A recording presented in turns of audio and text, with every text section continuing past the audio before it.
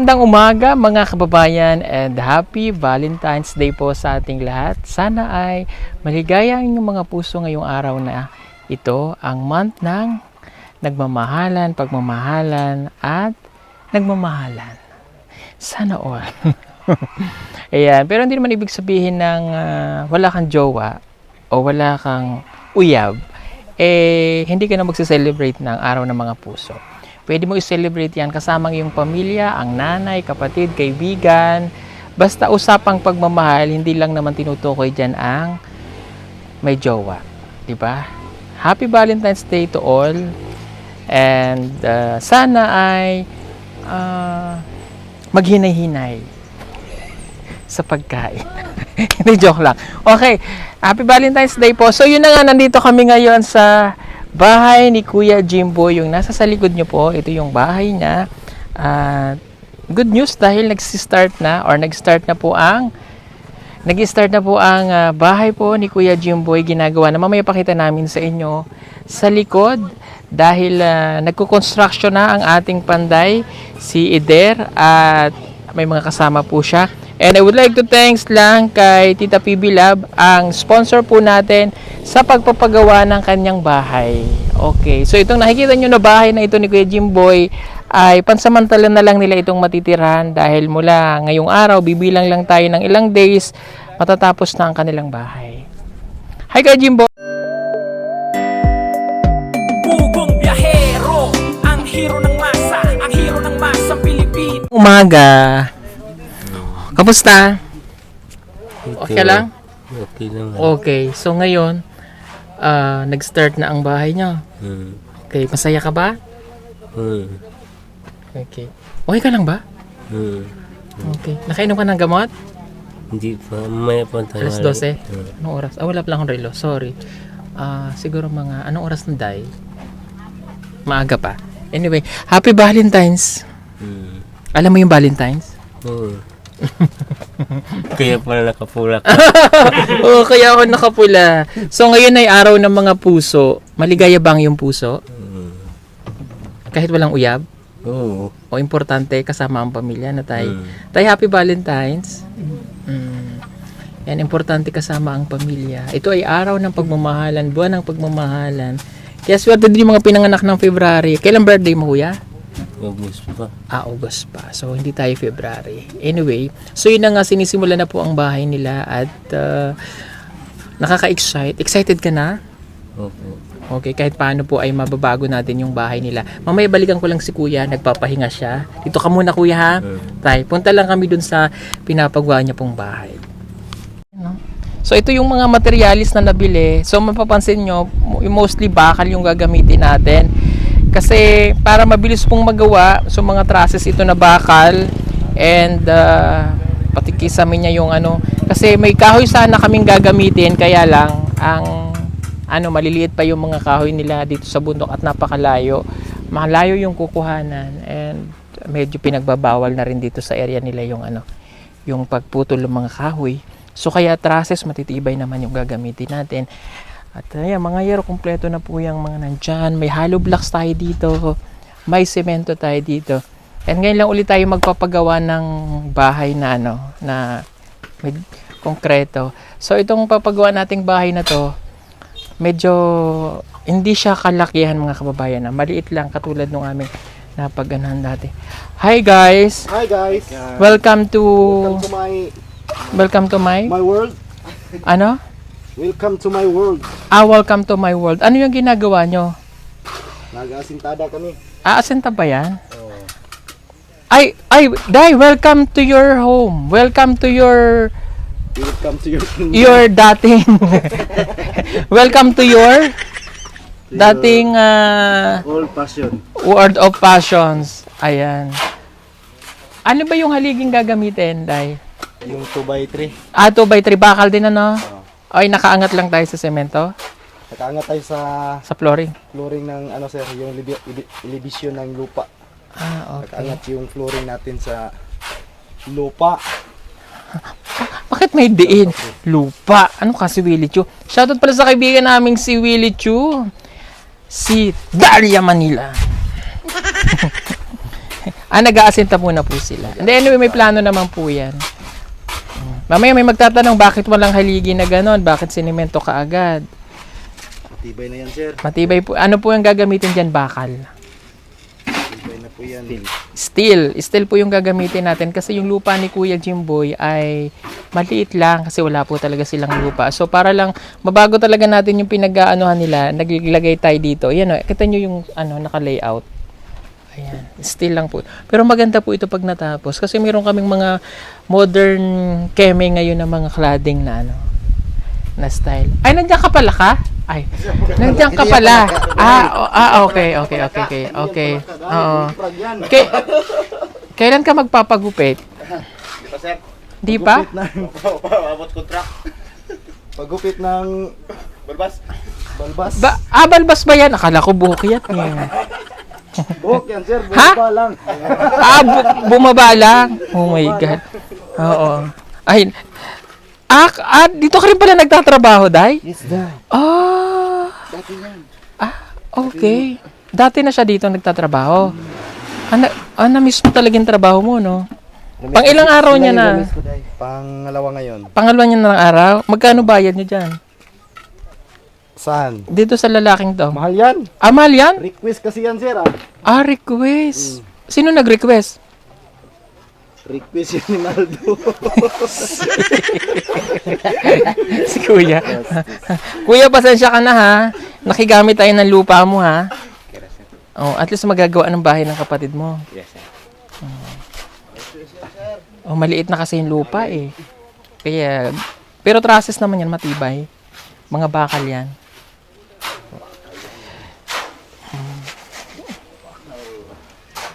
Di ba sabi mo yung dito?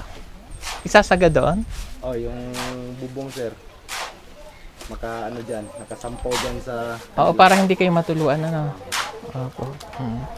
Ayan. Anyway, kompleto po kami ng gamit. Meron pa kaming generator. Pang-construction talaga kami eh. Ano ba yung dako? Pirit. Daka pirit. Ano yung tilapia? Dumating yung tilapia, ang tilapia pa. Okay na yan. Mabilis lang ito magagawa. Estimated. 2 linggo siguro, sir. 2 linggo? Kung kakayanin. Hindi, mga 3 linggo siguro. Kakayanin. Bakit patayo tayo itong... Ano ba yung... Hindi. Ha? Hindi pa... Ano ba patayo tayo? Umayos ka. Hindi dapat ganyan yung mga trabahante ko dito. Patayo tayo. Maghalo ka ng semento dyan. Magaling nga maghalo.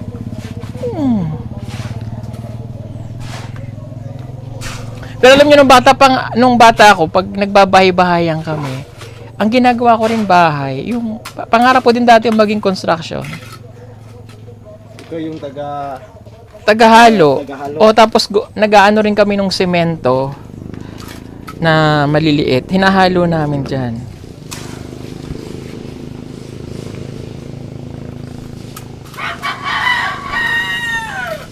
Saan daw pala magbabanyo? Kuya, saan po kami magbabanyo? CR. Kuan sir ba na ako'y ako naman siyang giingnan nga pwede isa na lang yung septic ba, sir? Isang sifting. septic niya. Magdaad na lang tayo. Sige, para magawa din yung CR nyo. Sige po. Yung septic ni Kuya Jimboy ay sama na lang doon sa septic dati nila. Matibay ba yung sifting nyo? Tibay daw yan, sir. Gulong daw yan ng sasakyan. Ano yung gulong na sasakyan? Yung mga gulong na sira ba? Pinag-tile. Ganon? Ilang ganon po yun? Anin sir. Pwede pala yun? Mas matibay yun, sir. Sige. Para at least magawa natin na isa na lang din yan. Okay naman pala. Gulong ng palad. Hindi na tayo nagkahoy kasi maliliit pala yung kahoy eh. Oo, hindi pa kaya. At least matibay-tibay yung yung trusses. Ipinturahan yan. Basta maganda yan, kuya, pag natapos. Mas maganda pa dun sa humahawak ng camera. Okay. Happy Valentine's pala, kuya. Saan ang date nyo ng asawa mo? Ha? May date ba kayo? Wala pa. Ah, wala pa? Ito pa man sa eskwelahan, sir. Ah, okay. Siguro pumunta silang SM. Mamayang gabi na lang, sir. Mamayang gabi. Anong gagawin nyo mamayang gabi? Mag-date kami, sir. Ah, okay. May mall pala dito? Anong mall pupuntahan nyo? Wala namang mall dito, sir. Kasi nandyan lang sa loob. Nasa sa loob lang da. Nakakatuwa, no? Oo. Bibilisan nila yung trabaho kasi meron pa pong isang tatrabahunin kami eh. Medyo malaki-laki yung gagawing bahay doon sa isa. Sa Matanao. Sponsored by Tito Efren. Ilang patong dong? 5 siguro, sir. 5? Oh. Okay. Nakabaon kasi yung ano dito, mga isang halublak. Para magpas siguro dito yung ano, flooring. Oo. Tsaka ano, mga kababayan, kaya ganito na rin kasi mostly yung bundok nila dito pag naglilindul. Kailangan magaan lang, no? Kuya, may tanong ako. Ano, sir? Paano ka humigop ng sabaw? Siyempre, ganun yun to. Joke lang. Ganun to. Oo. Alam mo, kailangan namin ng Santa Claus sa December. Oo. Pwede ka. Pero kailangan yung kulay ng bigote mo puti, ah. Oo. Oo daw na. Hindi kita nakilala, ikaw pala yan. Ito yung... Si long hair man yun. Hindi man to si long hair. Long hair o ba? Baliktad. Oo. Baliktaran, sir. Magmukha ka na tuloy ermitanyo. Oo, sir. Oo. Imitar nyo, sir, pero wala pa, sir. Kuya, patry nga ako maganyan. Oh, sir. Ito ka, sir. Just call me either. Ay, hindi ganun. Akala ko... Akala ko chocolate. Ha? Hindi pala. Yan, kutsara dahil. Pasensya na po kayo, kaliwete ako eh.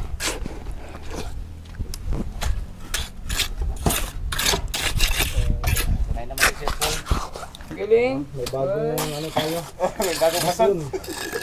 Hindi, dati kasi akong construction. Dating mason, masonorin. Ano ba yan? Hindi lalagyan pa yan, Parang papatong. butas sa lagyan ng ano naman. Oo. Bubuloyin? Di ba? Bubuloyin ang butas. Opo. Lagyan lahat yung butas. Pa- Yan, ang galing, oh. Para tumibay. Pasagin Hindi, mo spider? hindi kasi ako sanay sa... Tingnan niyo po, hindi ako sanay sa kanan. Mahirap.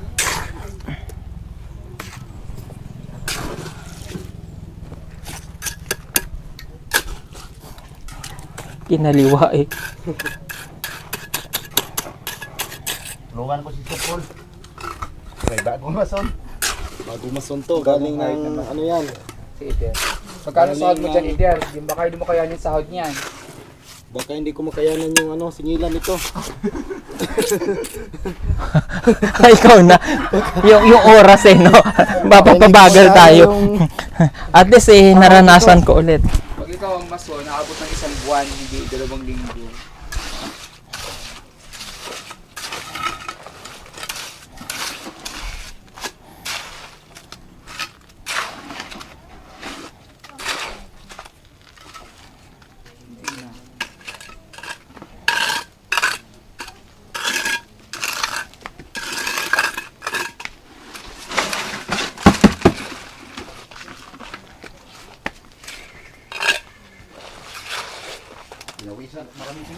Ayun, no? So, okay na to. Balikan natin siya mga ilang araw po. Kikita nyo yan. Kasi ganito pa lang. Pundasyon pa yung ginagawa nila. So, balikan natin sila after ilang days. Diba? Isang linggo. 1 linggo. Ayan. Yeah. Balik tayo dito after 1 week. Makita nyo na yan, no? Mabilis lang to kasi welding na lang tayo. Next week. Para mag-crosses na siguro niya na. Process? Okay. Sige. So, thank you again kay Tita Pibilab. At ginagawa na po yung bahay na ito. So, ang material na gamit natin dito, puro bakal. Kasi ngayon lang po yung mas mabilis na mapapagawa. And kung kahoy sana nung papagawa namin, kaya lang hindi yung kahoy. Hindi kakayanin dahil maliliit pa lang. Parang gaya kay Nanay Lorna. Pero ito, ibang modern house naman tong gagawin natin sa mga cladding. Pero safe siya sa lindol para hindi masyadong mabigat. Kasi dito nga nag-shake yung mountain. Kuya, pag naglinog, malakas dito. No? Kasi bundok eh. Para at least hindi magkakrak. Kasi mostly pala kaya ganito yung mga bahay ng iba. Kaya sila ganito. Yan. Hindi nila tinutuloy na bato para pag naglinog, hindi siya magkakrak. Kasi nasa sa bundok, mataas. So, safe nga naman.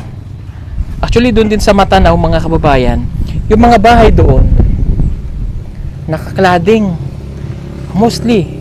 Kasi nung nagkaroon ng earthquake, doon sa Kidapawan na matandaan nyo, and doon sa Matanaw, yung mga bahay doon, iba nag-collapse, nag-crack dahil sa... Kaya, ganun. Good thing din, mas maganda nga po yung ganun. Kasi para sa, katulad ng mga nasa bundok, madalas lindulin ang Davao eh. Sunod-sunod na naman yung nag-shake. So, mas maganda yung magaan lang para hindi magka-crack yung mga bahay. Sayang naman.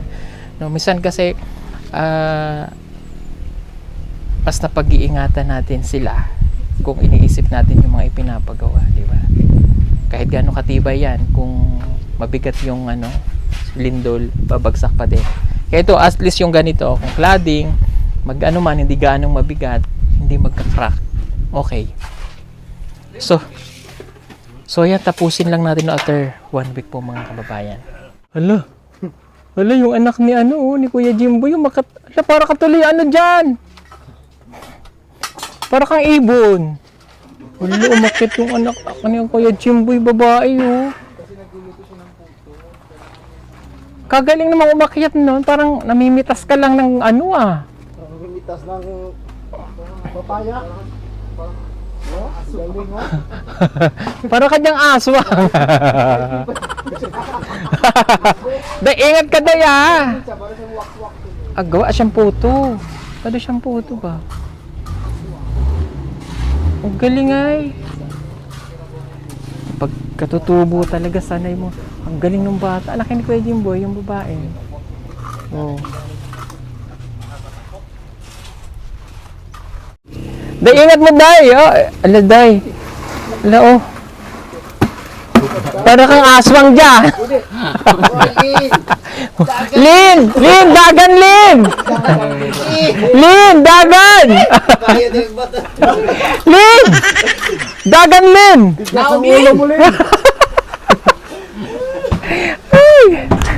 Si Jimalin man to. Jimalin man siya. Lin!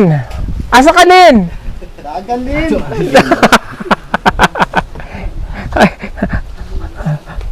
Si Jimalin. Nawaro na. Kinuha mong butong. Nagsaing na sila, eh. Sa inyo ato, Day? Yan na.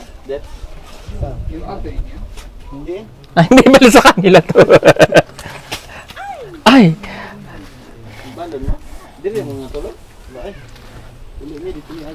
Ang gawa siyang puto, Day. 24.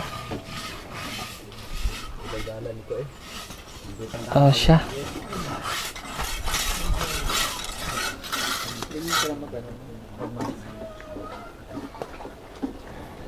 Siguro kung di ako bakla, mas safe. Ay, ano ka? Concentrate. Hindi, kung naging yan talaga siya. Yung tunay. Hindi, babae pa rin yan. Nagalin!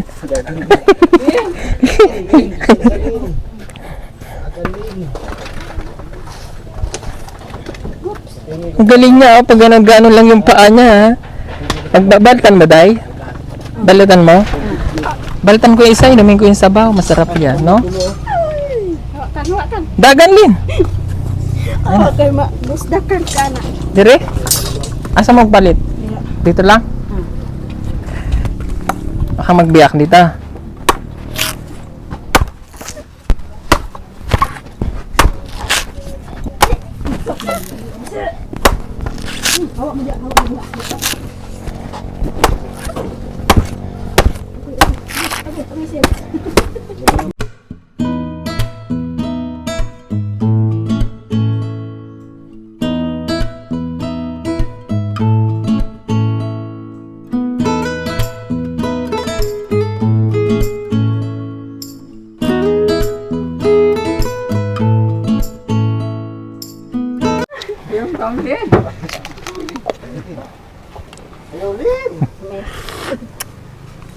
Lin ang asin.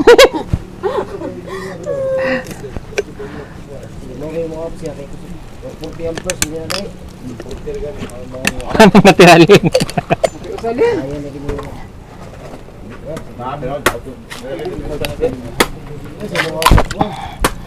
Thank you, Lord. May kininig ba si Juman? Lin, ito na lang gamitin mo, Lin. Ubusin man niya yan, Day. Lin. Hardbook na ako.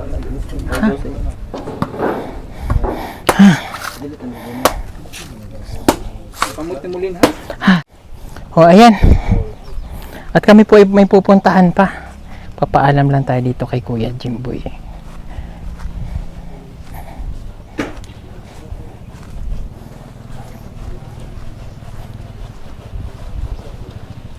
Nagsusuman pala sila. Yan yun. Matitikman ko yan. Sa isang araw. Nagawa daw sila ng puto. Kahit maabutan ng 4 na araw yan, hindi mo mas... Pwede? Sige. Nilalagyan din ng gata, gagatain o... Parang sapal na siya, pero hindi pigaan. Isasama dun sa niyadya, tapos steam. Oo. Oo. Iba kasi sa atin sa Tagalog, di ba? Wala tayong ganyan dun, iba eh.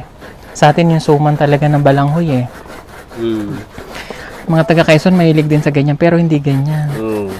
Mga Bisaya, dito ganyan. Ang puto nila. Ang puto natin dun iba. Puto talaga. Yung puto talagang Galapong. bigas. Pero pag suman naman yan doon sa Quezon eh. Para lang, para lang nakadaan ka lang, inaagawang ka pa. Sabi ba, masarap daw. Madaming nyug kasi sa Quezon eh. Sige, alis muna kami kuya ha. Punta lang kami kay Nanay Lorna. Ingat po kayo. Balik kami sa isang araw ha. Okay. Sige po, bye-bye.